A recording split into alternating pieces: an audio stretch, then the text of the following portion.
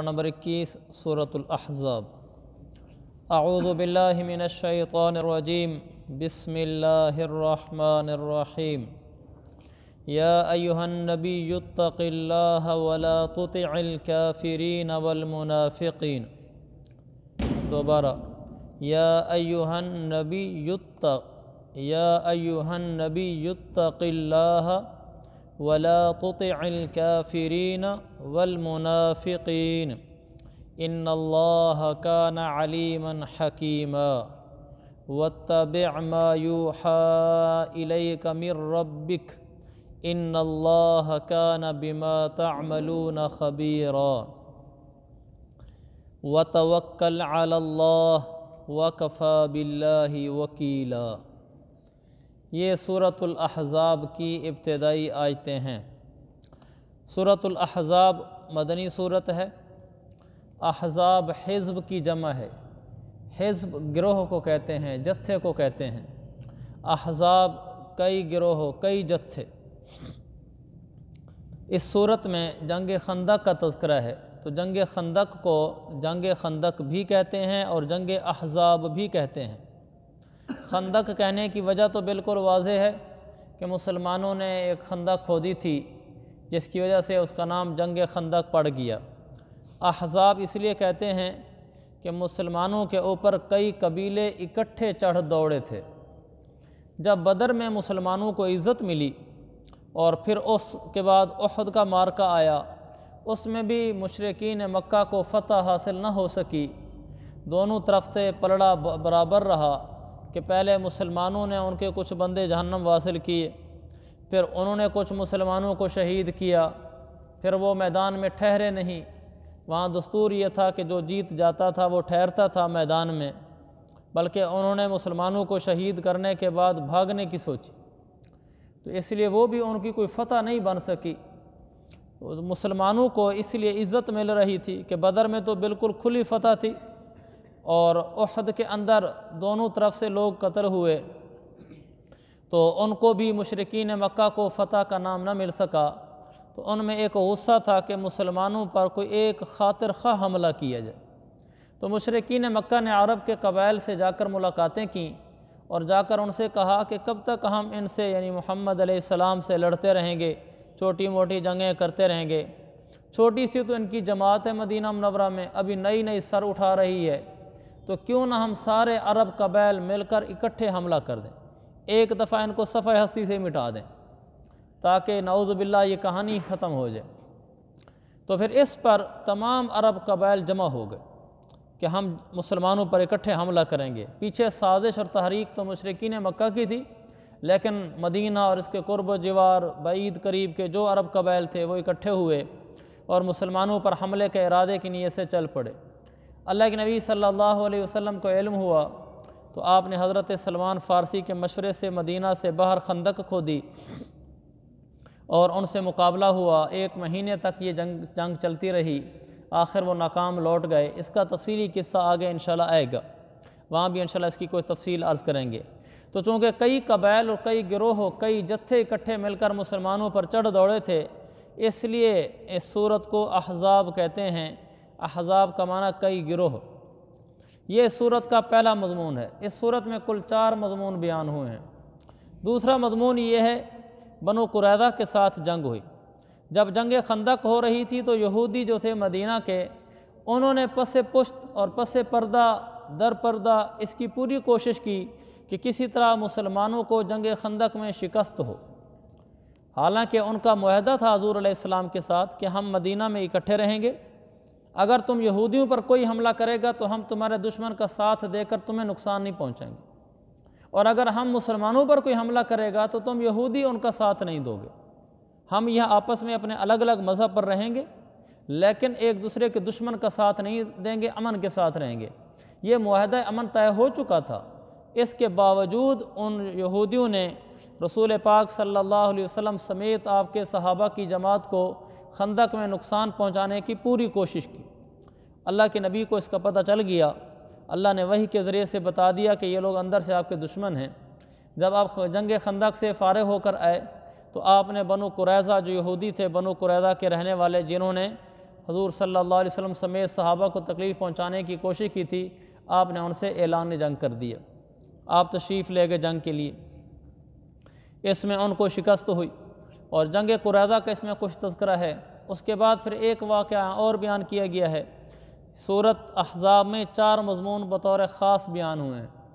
تیسرا مضمون یہ کہ جو منہ بولا بیٹا ہوتا ہے اس کے شرعی احکام کیا ہیں، جس کو لے پالک بھی ہم کہتے ہیں، وہ یہاں شروع میں بھی آ رہا ہے۔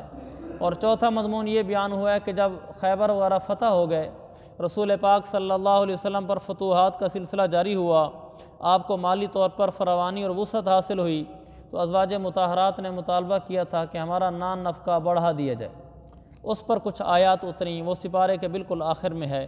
یہ 4 مضمون بطور خاص ہیں۔ ان میں جو پہلا مضمون ہے جنگ خندق کا، وہ تو تھوڑا سا آگے چل کر آئے گا، لیکن یہاں جو مضمون ابتدا میں بیان ہو رہا ہے وہ رسول پاک صلی اللہ علیہ وسلم کے ساتھ منافقین اور مشرکین جو سازشیں کرتے تھے اور جو آپ سے مطالبات کرتے تھے ان کا تذکرہ ہے، اور لے پالک اولاد کا تذکرہ ہے۔ چنانچہ شروع میں فرمایا کہ یا ایھا النبی، اے نبی، اتق اللہ، اللہ سے ڈرتے رہو، ولا تطع الکافرین والمنافقین، کافروں اور منافقوں کا کہنا مت مانو، بے شک اللہ بڑے علم والا، بڑی حکمت والا ہے۔ یہ جو اللہ نے فرمایا اپنے نبی کو کہ آپ کافروں اور منافقوں کی بات نہ مانیں، اس میں کیا پیچھے بات ہے؟ پیچھے بات یہ ہے کہ مشرکین مکہ اور بعض منافقین بھی آ کر پھر سفارش کرتے تھے۔ مشرکین مکہ اور دوسرے کافر وغیرہ حضور صلی اللہ علیہ وسلم کو مختلف موقعوں پر یہ پیشکش کرتے رہے کہ آپ اس طرح کریں کہ کچھ آپ ہماری مانیں، کچھ ہم آپ کی مانتے ہیں، یعنی کچھ آپ ہمارے عقائد کی باتیں تسلیم کریں جو ہمارے عقائد ہیں، کچھ ہم آپ کے تسلیم کرتے ہیں۔ تو اس پر کہا گیا کہ میرے نبی آپ ان کافروں کی بات، اور منافق آ کر کہتے تھے جی آپ اس طرح کر لیں، اس میں آپ کا بھی فائدہ ہے، ان کا بھی فائدہ ہے۔ اس پر اللہ نے فرمایا میرے نبی آپ ہرگز بات نہ مانیں کافروں اور منافقوں کی، آپ کیا کریں؟ وَاتَّبِعْ مَا يُوحَىٰ إِلَيْكَ مِن رَبِّكَ، آپ کے رب کی طرف سے جو آپ کو احکام ملتے ہیں آپ انہی کی تابعداری کریں بس۔ إِنَّ اللَّهَ كَانَ بِمَا تَعْمَلُونَ خَبِيرًا، جو کچھ آپ لوگ کر رہے ہیں اللہ کو اس کی سب خبر ہے۔ وَتَوَكَّلْ عَلَى اللَّهِ، آپ اللہ پر بھروسہ رکھیں۔ وَكَفَىٰ بِاللَّهِ وَكِيلًا، اور اللہ تعالیٰ کام بنانے کے لیے بالکل کافی ہے۔ یہ بہت اہم مضمون ابھی بیان ہو گیا ہے۔ یہ مضمون یہ بیان ہوا ہے کہ اگر کوئی آدمی ہمیں یہ پیشکش کرتا ہے کہ کوئی نہیں، اس موقع پر آپ شریعت کی یہ بات چھوڑ دیں اور آپ اس موقع پر کوئی شریعت کی نافرمانی کر لیں، تو ہمیں کہا گیا ہے کہ ہم نے بہر صورت اس کو قبول نہیں کرنا۔ اور دوسرا، کفار کے ساتھ ہمارا مذہبی کوئی معاہدہ نہیں ہو سکتا، ایسا کوئی مذہبی معاہدہ جس میں کچھ باتیں ہم ان کی مان لیں اور کچھ وہ ہماری مان لیں، ہم آپس میں اتحاد بین المذاہب کر لیں، ایسا اتحاد نہیں ہو سکتا۔ ہاں یہ ہو سکتا ہے کہ آپ ہمیں تکلیف نہ پہنچائیں، ہم آپ کو تکلیف نہیں پہنچائیں گے بلا وجہ، تو ہمارا مذہب الگ ہے، کافروں کا مذہب الگ ہے، ان کے ساتھ ہمارا کوئی جوڑ نہیں، کوئی کمپرومائز نہیں، کوئی سمجھوتا نہیں۔ سورۃ الکافرون میں تو بالکل واضح ہے، قل یا ایھا الکافرون، میرے نبی آپ ان کافروں سے کہہ دیں کہ اے کافرو، لا اعبد ما تعبدون، جن کی تم عبادت کرتے ہو ان کی میں نہیں کرتا، جن کی تم کرتے ہو ان کی میں نہیں کرتا۔ آخری آیت میں فرمایا وَلَكُمْ دِينُكُمْ وَلِيَ دِينِ، تمہارا دین تمہارے پاس رہے گا، میرا دین میرے پاس رہے گا۔ ہم دونوں کا دین الگ الگ ہے، ہم دونوں دینوں کو اکٹھا نہیں کر سکتے۔ یہ سورۃ الکافرون بھی اسی وقت اتری تھی جب بعض مشرکین نے کہا تھا اللہ کے نبی علیہ السلام سے آپ کچھ باتیں ہماری مان لیں، کچھ ہم آپ کی مان لیتے ہیں۔ تو اللہ تعالیٰ نے 2 ٹوک جواب دیا، کہا ان سے کہو لکم دینکم ولی دین، تمہارا دین اپنے پاس رکھو اور میرا دین میرے پاس رہے گا۔ ہم اس دونوں دینوں کو آپس میں گڑبڑ نہیں کرنا چاہتے۔ اسلام ممتاز مذہب ہے، اسلام جھکنے والا مذہب نہیں ہے۔ الاسلام یعلو ولا یعلی علیہ، اسلام بلند ہوتا ہے، اسلام جھکتا نہیں ہے۔ اسلامی تعلیمات میں ہم کبھی سمجھوتا نہیں کریں گے، چلو کچھ باتیں ان کی بھی ہم اپنے مذہب میں داخل کر لیتے ہیں۔ تو یہ ایک اہم پیغام ہے۔ اور دوسرا اہم پیغام جس کے اندر مخفی ہے وہ یہ ہے جو میں نے تھوڑی دیر پہلے اس کو شروع کیا تھا، کہ اگر ہمیں کوئی آدمی یہ کہتا ہے کہ آپ شریعت کا یہ حکم چھوڑ دیں، آپ کو اس میں یہ دنیاوی فائدہ حاصل ہوگا، اللہ نے فرمایا آپ بالکل اس کی بات نہ مانیں، واتبع ما یوحیٰ الیک من ربک، اللہ کے جو احکامات ہیں انہی کے پیچھے چلیں۔ باقی وہ آپ کو نفع دکھلا رہا ہے کہ شریعت کا یہ حکم چھوڑ دیں، یعنی آپ سود پر قرضہ لے لیں، کوئی نہیں حالات ڈھیلے ہیں، گھر کے حالات ٹائٹ ہیں، ابھی سود پر قرضہ لے لیں پھر بعد میں کر لیں گے، آپ کی یہ پریشانی ٹل جائے گی۔ واتبع ما یوحیٰ الیک من ربک، ہم وہ کریں گے جو اللہ رسول نے کہا ہے۔ مشکل وقت میں بھی ہم اپنے آپ کو سہارا دینے کے لیے شریعت کو توڑیں گے نہیں، ہمیں سہارا شریعت پر چلنے سے ملے گا۔ اور کوئی معاملہ آ جاتا ہے، آدمی ڈاما ڈول ہو جاتا ہے، کوئی نہیں آج شریعت کو آگے پیچھے کر لیں، خیر ہے آج ذرا پریشانی میں پھنس گئے ہیں۔ جیسے بظاہر انہوں نے بھی اللہ کے نبی کو پریشان کر رکھا تھا، اور وہ آپ کو کہتے تھے کہ ہم آپ کو پریشان نہیں کریں گے، آپ کچھ باتیں ہماری مان لیں۔ اللہ نے فرمایا نہیں میرے نبی، آپ شریعت پر چلیں، وتوکل علی اللہ، باقی رسی اللہ پر ڈال دیں، اللہ پر بھروسہ کریں۔ ہم یہ اس لیے چاہتے ہیں نا، لوگ یہ چاہتے ہیں کہ ہم شریعت کے احکامات کو چھوڑ دیں گے تو ہمارے کچھ کام بن جائیں گے، جیسے مثلا سود پہ قرضہ لے لیں گے تو کچھ کام بن جائیں گے، شادی کے موقع پر فلاں رسم کا رکھ لیں گے تو لوگوں میں ناک رہ جائے گی ہماری، ورنہ ناک کٹ جائے گی۔ ہر موقع پر آدمی شریعت کا کوئی حکم چھوڑتا ہے اس لیے کہ میرا فلانا کام بن جائے۔ اللہ نے فرمایا توکل علی اللہ، اللہ پیچھے یہاں اس کو ملا ہے اتبع اور پھر توکل و پھر آگے وکفا، یہ تین اکٹھے ہیں۔ اللہ نے فرمایا کہ میری تابع داری کرو، میری شریعت کے پیچھے چلو، پھر توکل علی اللہ، اللہ پر توکل کرو، اللہ پر رسی ڈال دو شریعت پر چلتے ہوئے۔ باقی یہ بات کہ اگر شریعت توڑیں گے تو ذرا بھی کام بن جائے گا، شریعت پہ چلتے ہیں تو کام بگڑتا ہے۔ فرمایا وکفا باللہ وکیلا، اللہ کام بنانے کے لیے بالکل کافی ہے، آپ پریشان نہ ہوں۔ اگر آپ شریعت پر چل رہے ہیں اور اللہ پر رسی ڈالی ہوئی ہے کہ بس معاملہ اللہ کے حوالے ہے، اللہ خیر کرے گا، اللہ نے فرمایا پھر تم بھی سنو، کفا باللہ، اللہ کافی ہے، وکیلا تمہارے کام کرنے کے اعتبار سے، تمہارے کام بنا دینے کے اعتبار سے۔ یہ اگر ہمارے نظریے پختہ ہو جائیں پھر ہمیں مسئلہ ہی نہیں ہے شریعت پر چلنے میں۔ آج ہمیں بہت ساری جگہوں پر یہ پریشانی درپیش ہے، ہم یہ سمجھتے ہیں کہ ہمارے کچھ کام شریعت کو توڑنے سے بنتے ہیں اور کچھ کام شریعت پر چلنے سے بنتے ہیں، یہ غلط نظریہ ہے۔ ایک ہے نظریہ ٹھیک ہو اور ایمان کمزور ہو، یہ تو چلو پھر بھی قابل گزارا بات ہے۔ ایک ہی کہ نظریات ہی یہ بن چکے ہیں کہ ہم شریعت چھوڑیں گے تو ہمارے کچھ کام بنیں گے۔ کاروبار لوگ کہتے ہیں ایسے چلتا ہی نہیں جب تک شریعت کوئی چھوٹا موٹا جھوٹ شوٹ نہ بولیں، ایسے نہیں بابا آج کے زمانے میں آدمی چل سکتا، یہ غلط بات ہے۔ ہم شریعت پر چلیں گے، اسی سے ہمارے کام بنیں گے۔ اگر ہم شریعت پر چلتے ہیں ہمارا خاندان ہمیں سارا چھوڑ دیتا ہے، کو جی تم مولویوں کے ساتھ ہماری نہیں بنتی، کوئی بات نہیں، بہت بڑا صدمہ ہے کہ پورا خاندان ہی چھوڑ کے چلا گیا، لیکن توکل علی اللہ، اللہ پر بھروسہ رکھو کہ میں نے اللہ کا حکم پورا کیا ہے، اللہ ہماری مدد کرے گا۔ اللہ نے فوراً فرمایا کفا باللہ وکیلا، اللہ کام بنانے کے لحاظ سے بالکل کافی ہے، کیونکہ کفا اصل میں عربی بنتی ہے اس کی کف اللہ وکیلا، اللہ کام بنانے کے لیے کافی ہے، لیکن اللہ تعالیٰ نے کف اللہ کی بجائے کفا باللہ کہا، جس کا ترجمہ یہ ہے کہ اللہ کام بنانے کے لیے بالکل کافی ہے، آپ بالکل ٹینشن نہ لیں، اللہ آپ کے کام بنائے گا۔ تو زندگی بھر کا یہ ہمارا سبق ہو کہ شریعت پر چلنے سے ہی ہمارے کام بنیں گے، اللہ ہمارے کام بنائے گا۔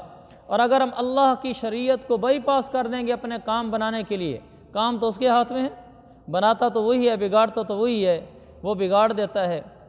ہم نے خود بھی زندگی میں اس کو دیکھا ہے کہ جن لوگوں نے شریعت کو تھامے رکھا، پریشانی کے حالات میں بھی بالآخر انہوں نے عزت پائی، جن لوگوں نے شریعت کو چھوڑا پریشانی کے حالات میں آ کر بالآخر وہی پریشان ہوئے۔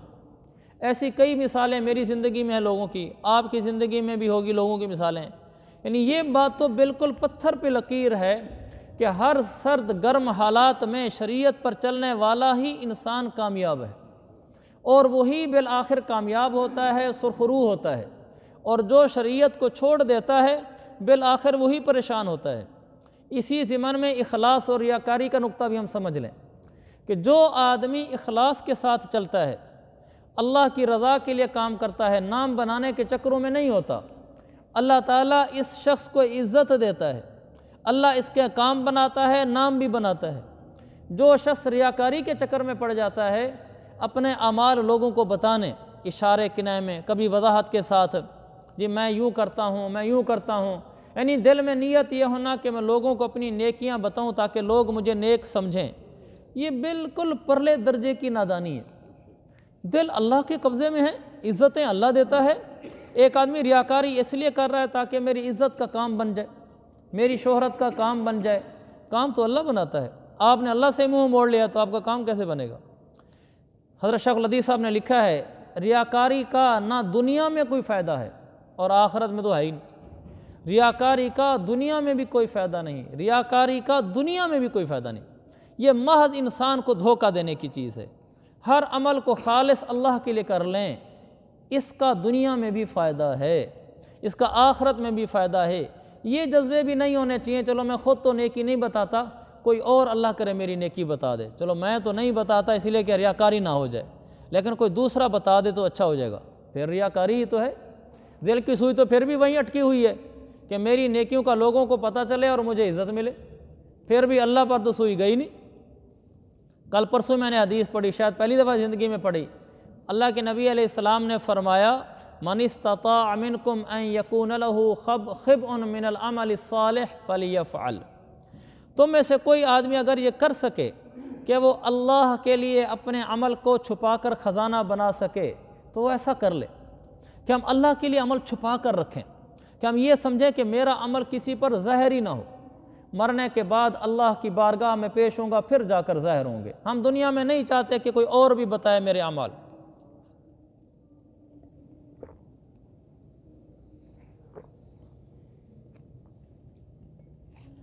اخلاص کا دنیا میں بھی فائدہ ہے اور آخرت میں بھی فائدہ ہے۔ ریاکاری کا دنیا میں کوئی فائدہ نہیں، کوئی فائدہ نہیں، کوئی فائدہ نہیں، اور آخرت میں بھی کوئی فائدہ نہیں۔ بس سارے دین کا خلاصہ اللہ کی رضا کے لیے دین پہ چلتے رہنا ہے اور اپنے آپ کو بڑے بنانے کے چکروں میں نہیں پڑنا چاہیے۔ آدمی عاجزی کے ساتھ رہے، چھوٹا بن کر رہے، دل میں بھی اپنے آپ کو چھوٹا سمجھے، یہ انسان پار ہے، اور اپنے اعمال کو ایسے چھپائے جیسے آدمی خزانہ چھپاتا ہے، کسی کو ہماری نیکیوں کا پتہ نہ چلے۔ امام زین العابدین رحمۃ اللہ علیہ ساری زندگی خدمت کرتے رہے، 100 گھرانوں کا خرچہ ان کی وجہ سے چل رہا تھا، کسی کو پتہ تک بھی نہیں۔ جب ان کا انتقال ہو گیا تو نہلانے والے نے دیکھا کہ پیٹھ کے اوپر نشانات ہیں وزن اٹھانے کے، تو ان کی سمجھ میں نہیں آیا کہ نشانات کس بات کے ہیں۔ جب ان کا انتقال ہو گیا تو 100 گھرانے ایسے نکلے کہ جن کے گھروں میں رات کی تنہائی میں کوئی آدمی پیٹھ پہ اپنا راشن کی بوری لاد کر چپکے سے دے جاتا تھا، اور وہ بوریاں آنا بند ہو گئیں۔ پتہ چلا کہ امام زین العابدین کا انتقال ہوا ہے، بوریاں آنی شاید ان کی وجہ سے بند ہو گئی ہیں۔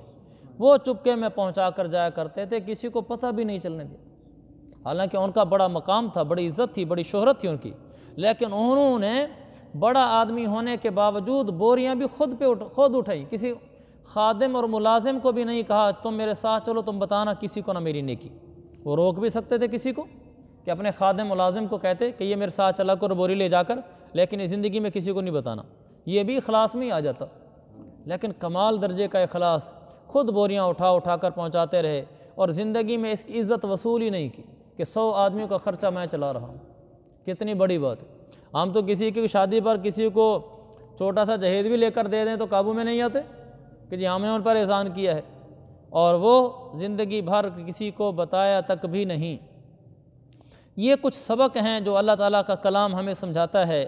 میرے عزیز بھائیو، آج ہم پکی نیت کر کے اٹھیں 2 باتوں کی۔ نمبر 1، ہم شریعت کے احکام ہر حالت میں پورا کریں گے، اگر ہمیں کام بگڑتے ہوئے نظر بھی آئے شریعت پر چلتے ہوئے۔ یہ آیت یاد رکھ لیں، میں بھی یاد کروں، آپ بھی۔ وَتَوَكَّلْ عَلَى اللَّهِ، اللہ پر بھروسہ رکھو۔ وَكَفَى بِاللَّهِ وَكِيلًا، اللہ کافی ہے تیرے کام بنانے کے لیے۔ شریعت کے حکم پر عمل کیا ہے، اللہ پر بھروسہ رکھ، اللہ پر بھروسہ رکھ، اللہ تیرے کام بنائے گا۔ قرآن ہے، اس سے بڑی کیا بات ہے، کسی عام آدمی کا قول تو ہے نہیں۔ تو ہمیں دل کے اندر پختہ یقین ہونا چاہیے کہ اگر میں نے شریعت کے حکم پر عمل کر لیا، پھر اللہ پہ رسی ڈال دی، بس اللہ میرا کام بنائے گا۔ ایک یہ سبق۔ دوسرا، ریاکاری نہیں کرنی زندگی میں کبھی بھی۔ یہ نہیں سوچنا کہ یار میرا کوئی نام ہو، ہم اللہ کے لیے جیتے ہیں، اللہ کے لیے زندگی گزارتے ہیں، اور اسی کا فائدہ ہے۔ اللہ تعالیٰ ہم سب کو توفیق عطا فرمائے۔